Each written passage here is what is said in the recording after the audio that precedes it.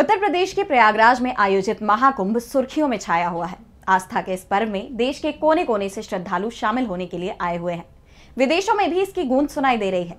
कई विदेशी श्रद्धालु भी प्रयागराज पहुंचे हुए हैं। दूसरे दिन भी संगम घाट पर करोड़ों की भीड़ दिखाई दी। तो दूसरे दिन महाकुंभ का कैसा रहा आयोजन और कैसे भक्ति में डूबे लोग, देखिए इस रिपोर्ट में। महाकुंभ के दूसरे दिन भी प्रयागराज में श्रद्धालुओं का तांता लगा रहा। देश भर में आज मकर संक्रांति की धूम है और इस खास मौके पर प्रयागराज के संगम तट पर महाकुंभ का अमृत स्नान रहा। महाकुंभ का पहला अमृत शाही स्नान सुबह 6:15 बजे से शुरू हो गया था।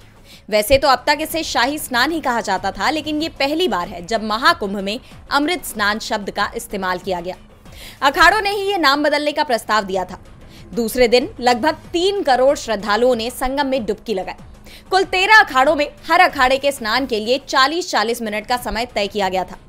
अभय चेतन फलाहारी उर्फ मौनी महाराज दंडवत परिक्रमा करते हुए संगम पहुंचे और स्नान किया।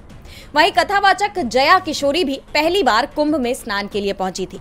उन्होंने कहा कि हम अपनी संस्कृति, धर्म और संस्कार पूरी दुनिया को दिखा रहे हैं, जिससे युवा आकर्षित हो और उनका ध्यान भगवान और भक्ति से जुड़ सके।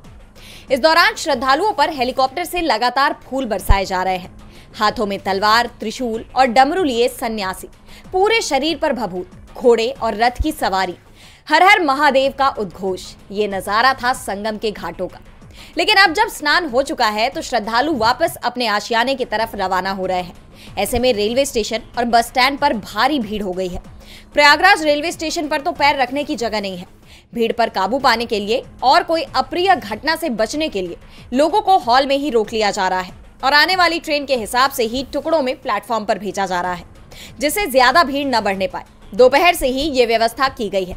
पूरी संगम नगरी सीसीटीवी सर्विलांस पर है और घाट 7 लेयर की सुरक्षा घेरों से घिरे हुए हैं।